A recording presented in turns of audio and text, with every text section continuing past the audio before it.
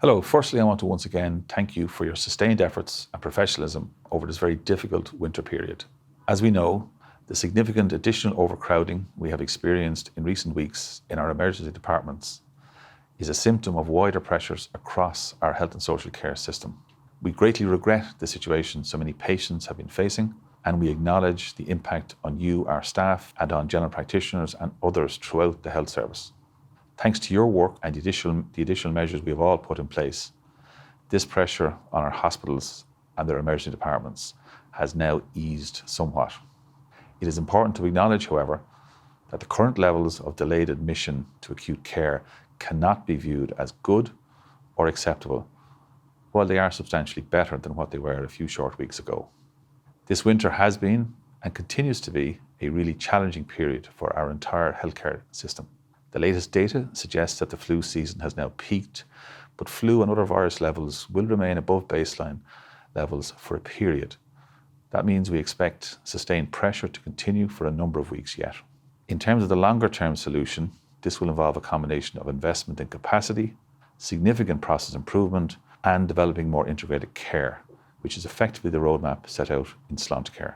Government is investing to ensure the system has sufficient capacity in the right places, with 1.7 billion invested over the last 3 years in the permanent strengthening of our health and social care services, and has indicated that this needs to continue.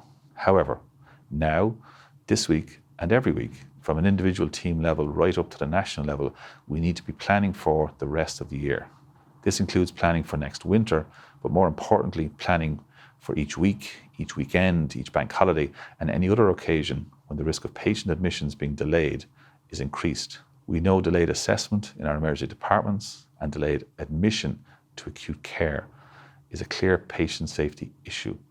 Accordingly, each of us at every level must focus on making sure that we are fully exploring every opportunity to make the best use of all of the resources that we have available to us today to reduce these delays.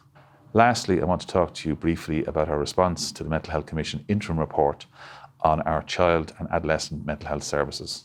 We welcome this report. It comes at a time when we have a major CAMHS improvement process underway. CAMHS is critically important to many young people and to their families. We know that there are many challenges in the current service.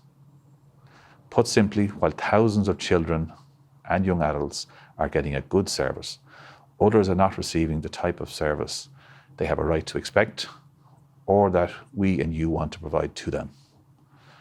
We are putting a senior clinical and operational team in place at national level to drive and support that improvement process. And I know that each CHO and each individual CAMHS team will play their part in owning the issues they can and should identify and resolve locally.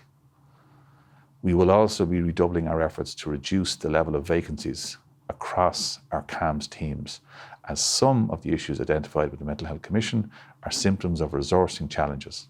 This interim report, as well as the current prescribing review and other ongoing HSE audits in the CAMHS service, combined with the service improvement work underway, will all contribute to this improvement process. Thank you for listening.